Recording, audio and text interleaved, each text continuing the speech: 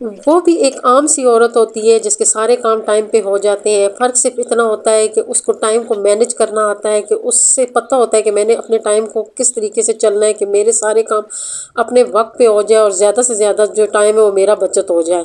अस्सलाम वालेकुम everyone, welcome back again to my channel. कैसे हैं आप लोग? आई होप कि आप लोग ठीक होंगे। अल्लाह करम से मैं भी बिल्कुल ठीक हूँ और नई वीडियो के साथ, नए व्लॉग के साथ और खूबसूरत से आइडियाज़ के साथ आप लोगों की खिदमत में हाजिर हुई हूँ।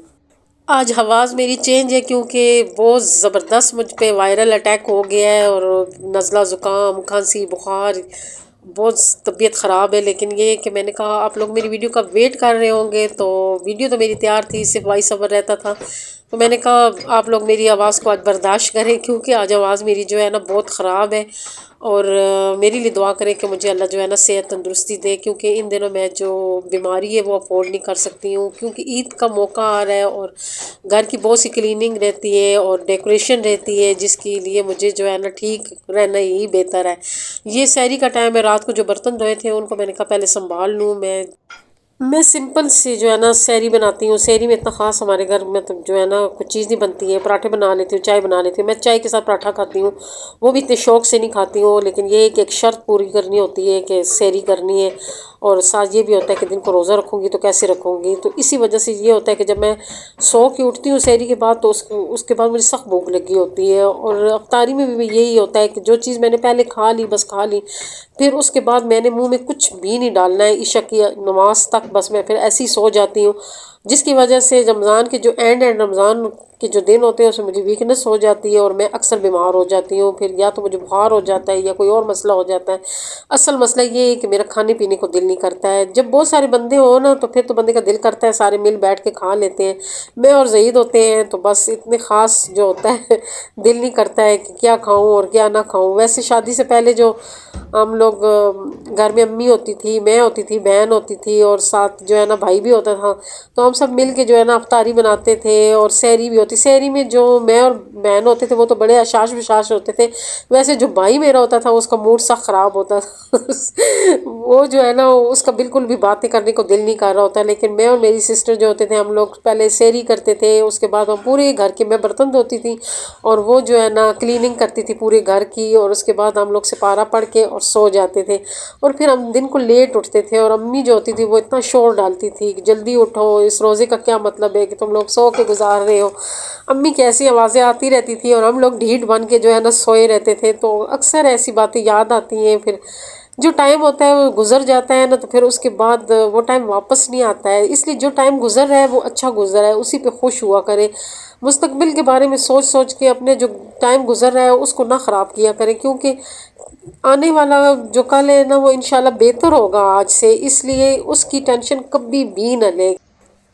आने वाला कल जो होता है वो बहुत खूबसूरत होता है। अल्लाह ताला ने हमारे लिए बहुत कुछ सोच के रखा होता है, क्योंकि अल्लाह जो है वो हमसे 70 माओं से ज़्यादा प्यार करता है। उससे अच्छी तरह पता है कि उन्होंने हमें क्या देना है और क्या नहीं देना, कौन सी चीज़ हमारे लिए बेहतर है और कौन सी चीज़ हमारे लिए बेहतर नहीं है। जो दे देता है वो हमारे लिए बहुत बेहतर से बेहतरीन होता है, और जो नहीं देता है उसमें कोई ना कोई मसलियत छुपी होती है।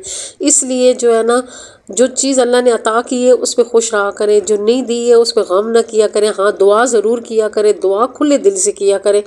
कभी भी दुआ करने में कंजूसी ना किया करें, और दुआ में जो है ना अपने लिए खुल के मांगा करें, क्योंकि देने वाली जो ज़ात है वो अल्लाह ताला की ज़ात है और वो बहुत बड़ा शहंशाह है। अपने आप को देख के ना मांगा करें, अल्लाह ताला की शान को देख के मांगा करें। जितनी ऊंची अल्लाह की शान है उतनी बड़ी डिमांड आपकी होनी चाहिए। मुमकिन नामुमकिन जो होता है वो हमारी डायरी में होता है, अल्लाह ताला की डायरी में कुछ भी नामुमकिन नहीं है। वो तो जो है ना एक दफ़ा कुन कर दे तो हमारे सारे काम जो है ना वो बिल्कुल सीधे हो जाएं। ये एक अलग टॉपिक है, लेकिन आज जो है ना जिस टॉपिक पे मैं बात करने लगी हूँ वो टाइम मैनेजमेंट पे बात करूँगी कि हमने टाइम को कैसे मैनेज करना है। जैसे कि ईद आ रही है और ईद की जो है ना बहुत सी तैयारियाँ होती हैं, हमारी शॉपिंग होती है, घर की क्लीनिंग होती है, कुकिंग होती है। इस सब की जो है ना हम लोगों ने एक प्लानिंग करनी होती है, और अगर हम प्लानिंग के साथ चलेंगे तो यकीन जाने हमारे सारे काम अपने अपने टाइम पे हो जाएंगे और बहुत खूबसूरत तरीके से हमारे जो है ना काम हो जाएंगे। मैं जो है ना जो टाइम मैनेजमेंट करती हूँ, ईद की टाइम मैनेजमेंट जो होती है वो मैं आप लोगों के साथ आज शेयर करूँगी कि मैं क्या करती हूँ। ईद से पहले जो जो काम मेरे ईद के होते हैं वो मैं आप लोगों के साथ शेयर करूँगी। ईद की तैयारी शेयर करूँगी कि मैंने ईद की कौन सी तैयारी की हुई है और कौन सी तैयारी रहती है। मैं डेकोरेशन आप लोगों के साथ शेयर करूंगी कि मैंने ईद के डेकोरेशन के क्या क्या आइडिया लेके आ रही हूँ कि ईद पे कौन कौन सी जो है ना डेकोरेशन होगी।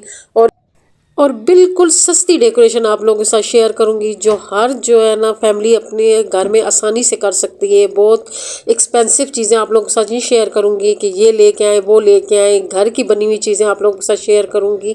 और घर की चीज़ों का अपना मज़ा होता है। हम लोग बहुत बड़े ब्रांड से भी चीज़ ले आए, लेकिन ये है कि वो किसी न किसी और के घर भी होती है। लेकिन जो चीज़ हम खुद अपने हाथों से बनाते हैं वो किसी की भी घर में नहीं होती है। वो हमारा अपना ब्रांड होता है और वो बहुत खूबसूरत चीज़ें होती हैं जो हम लोग अपने हाथों से बनाते हैं।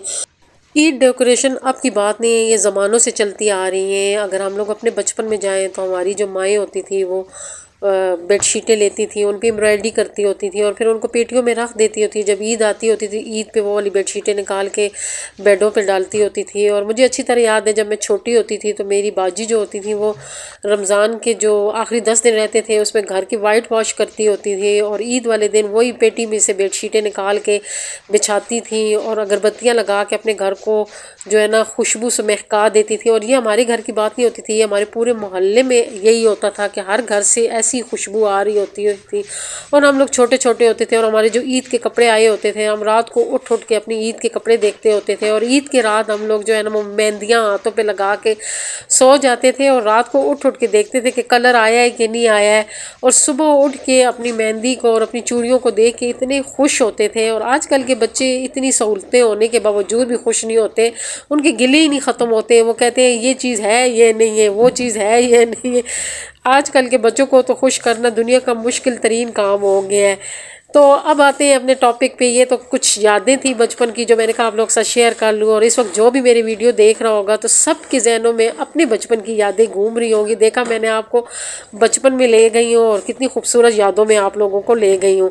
अब आते हैं टाइम मैनेजमेंट पे। जो मेरी टाइम मैनेजमेंट है कि मैं जब 10 दिन रह जाते हैं तो फिर मैं सफाइयाँ शुरू कर देती हूँ, क्लीनिंग शुरू कर देती हूँ कि मैंने घर को जो है ना कैसे क्लीन करना है। यहाँ तो मैं नहीं आई हूँ तो ज़ाहिर बात है कि मेरी तो पूरा रमज़ान ही क्लीनिंग चलती रही है, लेकिन उसके बावजूद भी मैंने कुछ ऐसी करनी है, डेकोरेशन करनी है जिसके लिए मैंने प्लानिंग कर ली है कि मैंने एक रूम को कैसे डेकोरेट करना है। रूम के लिए मैंने एक सोफ़ा लेना है, दुआ करो मुझे ईद से पहले पहले मिल जाए। मैं सेकंड हैंड सोफ़ा ढूंढ रही हूँ क्योंकि हम लोग जो मिडिल क्लास लोग होते हैं हम लोग ड्राइंग रूम से ज़्यादा बेडरूम यूज़ करते हैं। हमारे जो बहन भाई आते हैं वो बेडरूम में भी बैठते हैं क्योंकि उनकी तो कोशिश होती है कि बेड पे इजी हो के लेट के लेट जाएं और बैठ के बातें करें। सोफ़ों पे वो ज़्यादा इजी नहीं होते, इसलिए मैं अपने कमरे के लिए एक छोटा सा सोफ़ा लेना चाहती हूँ सेकंड हैंड, जिसकी तलाश मेरी जारी है। अब दुआ करें कि मुझे ईद से पहले पहले मिल जाए ताकि मैं रूम की भी अच्छी तरह डेकोरेशन कर लूँ। तो ये टाइम मैनेजमेंट की बात होती है कि हमने टाइम को कैसे मैनेज करना है। तो अपने टाइम को ऐसे मैनेज कर लें कि आप जो है ना जहन में प्लानिंग कर लें, डायरी ले लें। अगर डायरी नहीं लेते हैं तो अपने जहन में प्लानिंग कर लें कि हमने कौन कौन से काम इन 10 दिनों में करने हैं। और सुबह उठ के फिर एक दफ़ा जहन में सोच लिया करें कि आज मैंने कौन कौन से काम करने हैं। फिर वो काम जो है ना सोच के आप शुरू हो जाए तो इस तरह आप थकेंगी भी नहीं और ईद से पहले पहले आपकी सारी जो डेकोरेशन होगी, जो क्लीनिंग होगी वो कंप्लीट हो जाएंगी। एक दिन में सारे काम नहीं हो सकते हैं। जब हम लोग ये सोचें कि हम एक दिन में सारे काम करें तो उससे फिर ये होता है कि आधे काम हो जाते हैं और आधे रह जाते हैं। ज़रूरी नहीं है कि बहुत महंगी डेकोरेशन अपनी ईद के लिए करें, लेकिन ईद के लिए कुछ ना कुछ अपने घर को लाजमी डेकोरेट किया करें। इससे जो होता है ना ईद मनाना तो आपको पता है ना हमारी एक इस्लामी फरीज़ा है जो हमने अंजाम देना है। तो ज़रूरी नहीं कि हम सिर्फ ईद के कपड़े लें, हमें घर को भी डेकोरेट करना चाहिए। ये मैं कुछ लंडे से शॉपिंग करके लाई हूँ, ये पुरानी चीज़ें हैं लेकिन ये है कि हम इसे DIY करके नए बनाएंगे। और ये कुछ जो शीटें मैं लेके आई थी उसमें से बच्चे हैं, इसके भी मैं DIY करके कोई डेकोरेशन पीस बनाऊंगी। मैं घर से ही चीज़ें निकाल के डेकोरेट करूंगी अपने घर को। और ये मैं ऊन दोबारा क्यों लेके आई हूँ और साथ मुझे जब जब टाइम मिलता है मैं टसल बना बना के रखती हूँ। मेरी जो कलर स्कीम है बरांडे की वो कलरफुल है और मैं इसको और कलरफुल करना चाहती हूँ, जिसकी वजह से मैं ये टसल बना रही हूँ। ये जो मैं गोले लेके आई हूँ ऊन वाले, इसके मैं एम्ब्रॉयडरी भी करती हूँ, टसल भी बनाती हूँ। ये 20 रुपए का गोला है और आसानी से मिल जाता है हर जगह से। और ये जो पर्दा है इसको मैंने डेकोरेट करना है। और कैसे डेकोरेट करना है मैंने इंस्टा पे जो है ना ये वाला देखा है, तो इस तरीके का मैं जो है ना इस पर्दे को डेकोरेट करूँगी। अब देखिए मैं कितना कामयाब होती हूँ, ये तो आप लोगों ने मुझे फिर बताना है जब मैं डेकोरेशन कर लूँगी। ये कुछ मैं क्रैप पेपर लेके आई हूँ जिससे फ्लावर बनते हैं। और बरांडे के लिए मैंने कलरफुल फ्लावर बनाने हैं, क्योंकि मेरी जो थीम है वो कलरफुल है। तो मैं कहती हूँ कि फ्लावर भी जो है ना कलरफुल होने चाहिए। पहले तो डाइनिंग टेबल की थीम और थी, लेकिन मैं डाइनिंग टेबल वाले एरिए की भी जो है ना थीम इस थीम के साथ मैचिंग करना चाहती हूँ। तो उसके लिए फिर जो है ना मैं ये पेपर लेके आई हूँ। देख रही हूँ कौन कौन से कलर बाकी रहते हैं, फिर वो भी लेके आऊँगी। ये जो क्रैप पेपर है ये 50 रुपये का आपको एक कलर मिल जाएगा, और ये जो येलो वाला है तो ये 20 रुपये का आपको मिल जाएगा। ये येलो वाला वो पेपर है जिससे पतंगे वगैरह बनती हैं, ये सस्ते हैं और इससे भी बड़े ज़बरदस्त फूल बनते हैं। मैंने इससे भी बहुत फूल बनाए हैं। और ये जो दो मैं कलर एंड में ये मैं किचन के लिए फूल बनाऊंगी, क्योंकि कलर स्कीम जो है ना वो ऑफ वाइट और ब्लू कलर की जो है ना वो किचन की है। और अब आते हैं बेडशीटों पे। जो मैं बेडशीट राबी सेंटर से लेके आई थी वो ये वाली बेडशीट है। अभी मैंने ये सिलाई नहीं की है। इसके साथ 2 पिल्लो हैं और 2 कुशन हैं, और एक्स्ट्रा 2 पिल्लो और नहीं है। और मैं जो है ना 4 पिल्लो यूज़ करती हूँ, तो इस वजह से मैंने 2 पिल्लो और बनाने हैं। फिर उस पर मैं जो है ना इसकी डिज़ाइनिंग करूँगी और खूबसूरत से 2 पिल्लो बनाऊँगी। वो मैं सिंपल कपड़ा लाऊँगी और ऊपर डिज़ाइनिंग करूँगी। ये मैं अपने आइडिया आपको बता रही हूँ कि मैंने जो है ना इन 10 दिनों में कौन कौन से जो है ना काम करने हैं। और ये मैंने लंडे से, लंडा तो हमारे साथ साथ रहता है, क्योंकि लंडे के साथ तो मेरी बहुत पक्की दोस्ती है। ये मैं रनर लेके आई हूँ। कुछ मैंने ये जो बेडशीट ली है ना इसके साथ मैच करने हैं। 2 रनर लेके आई हूँ, एक ये वाला लेके आई हूँ, एक ये दूसरा लेके आई हूँ। आप लोगों ने कमेंट करना है कि इसमें से कौन से वाला ज़्यादा मैच कर रहा है, फिर मैं वो वाला यूज़ करूँगी। और ये कुछ और रनर लेके आई हूँ। है तो मैं ब्रांडे के लिए लेके आई थी, लेकिन अब मुझे समझ नहीं आ रही कि मैं कौन सा ब्रांडे के लिए यूज़ करूँ, क्योंकि मेरे ब्रांडे की जो कलर थीम है और स्कीम है वो कलरफुल है, और मुझे कलरफुल रनर नहीं मिला है। क्या पता, लगता है अब मुझे खुद बनाना पड़ जाए। ये जो सिंपल सा है हो सकता है इसको मैं फिर जो है ना टसल वगैरह लगा के डेकोरेट करूँ। ये एक फ्लोर मैट मुझे बहुत खूबसूरत कलरफुल सा मिल गया था, ये भी मैं ले आई हूँ। और ये वाला जो मैट है ना ये मैंने खुद बनाया है, और ये कुशन भी मैंने खुद बनाया है। अगर आप लोगों ने इसका तरीका सीखना है तो मेरे चैनल पे इसकी वीडियो पड़ी है, आप लोग मेरे चैनल का विजिट करके इसका तरीका सीख सकते हैं। इसको भी मैं ईद डेकोरेशन में यूज़ करूँगी। ये वो वाली चीज़ें हैं जो मैंने ईद की डेकोरेशन करनी है और आप लोगों के साथ शेयर करनी है। इंशाल्लाह बहुत जल्दी इसकी बहुत सारी वीडियो आएंगी। तो आप लोगों को मेरी आज की वीडियो कैसी लगी? अभी मैं बाजी की गिरफ्तारी पे जा रही हूँ। अगर आप लोगों को मेरी आज की वीडियो अच्छी लगी है तो प्लीज़ मेरी वीडियो को लाइक, शेयर, जो नए लोग हैं मेरे चैनल को ज़रूर सब्सक्राइब करें। दुआ में याद रखें, खुश रहें, आबाद रहें। अल्लाह हाफिज़।